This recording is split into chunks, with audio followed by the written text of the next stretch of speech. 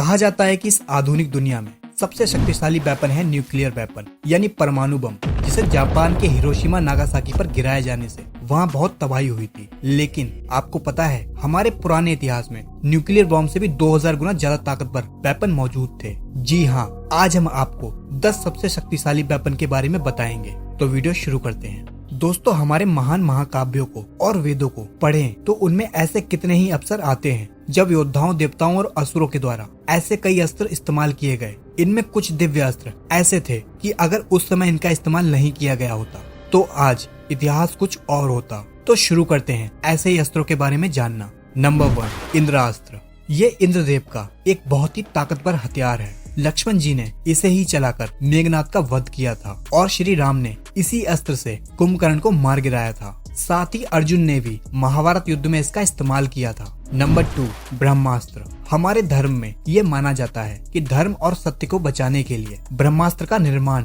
ब्रह्मा द्वारा किया गया था। ब्रह्मास्त्र के चलाने पर टारगेट पूरी तरह से खत्म हो जाता है। इसका जिक्र हमारे वेदों और कथाओं में कई बार आता है। ये बहुत ही खतरनाक हथियार है। परमाणु बम से 1000 गुना ज्यादा तबाही मचा सकता है। नंबर 3, वैश्वी शक्ति। इंद्रदेव की ये अमोघ शक्ति इंद्रदेव ने कर्ण को कवच और कुंडल के बदले दी थी, लेकिन कर्ण इसका इस्तेमाल एक बार ही कर सकता था। इसी से कर्ण ने घटोत्कच का वध किया था। नंबर 4, रुद्रास्त्र। स्वर्गलोक में अर्जुन ने इसी का इस्तेमाल कर 1000 असुरों और दैत्यों को मार गिराया था। अर्जुन ये अस्त्र कर्ण पर भी चलाने वाले थे, पर उसी समय कर्ण के रथ का पहिया जमीन में धंस गया था, इसलिए अर्जुन ने इसे वापस ले लिया था। रामायण काल में श्री राम ने इसका इस्तेमाल कुंभकर्ण पर भी किया था। नंबर 5, वज्रास्त्र। इंद्रदेव का वज्रास्त्र एक मजबूत और ताकतवर शक्ति से भरा था। इसे एक बार चलाने पर इससे इतनी ऊर्जा निकलती है जो पृथ्वी के आधे जीवों को सेकंडों में खत्म कर सकती है। इंद्र ने इसका इस्तेमाल कर बल और वित्र जैसे बलशाली असुरों का वध किया था और बाल हनुमान पर भी इस्तेमाल कर उन्हें बेहोश कर दिया था। रामायण काल में ये अस्त्र श्री राम और लक्ष्मण जी के पास था और महाभारत में अर्जुन ने अपने पिता से ग्रहण कर लाखों असुरों को मार गिराया था। नंबर 6, वैष्णवास्त्र।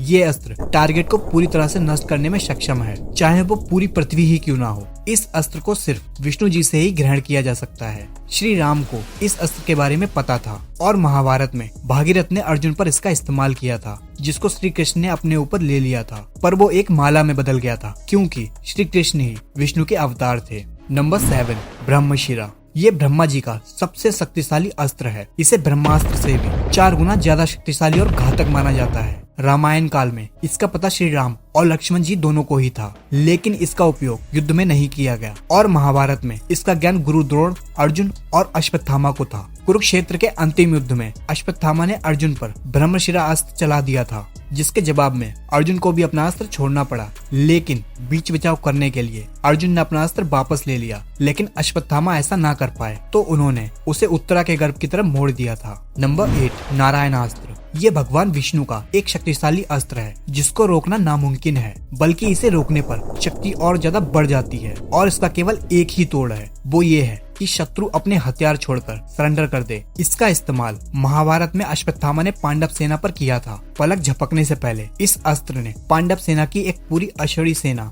यानी 21,877 रथ, 21,877 हाथी, 1,09,350 पैदल सैनिक, 65,610 घोड़े, कुल मिलाकर 2,18,700 की टुकड़ी को खत्म कर दिया था। तब श्री कृष्ण ने सबको अस्त्र के आगे सरेंडर होने को कहा था, नहीं तो सब कुछ खत्म हो जाता। नंबर 9, पशुपास्त्र। ये भगवान शिव का बहुत ही शक्तिशाली अस्त्र है। ये पूरे ब्रह्मांड को पलक झपकने से पहले ही खत्म करने की क्षमता रखता है। त्रिपुरा 3 अविनाशी असुरों के नगर को खत्म करने के लिए शिव ने पशुपतास्त्र का ही इस्तेमाल किया था। इस शक्तिशाली अस्त्र का निर्माण भगवान शिव ने ही किया था। महाभारत में इसका ज्ञान केवल अर्जुन को ही था और रामायण काल में इस अस्त्र का ज्ञान ब्रह्म ऋषि विश्वामित्र को था। और सबसे लास्ट में आते हैं शक्तिशाली और महाविनाशक अस्त्र। नंबर 10, त्रिशूल और सुदर्शन चक्र। भगवान शिव का त्रिशूल सभी अस्त्रों से 1000 गुना ज्यादा शक्तिशाली है। इसका प्रमाण हमें महाभारत के अनुसार पर्व में मिल जाता है। त्रिशूल के 3 मुख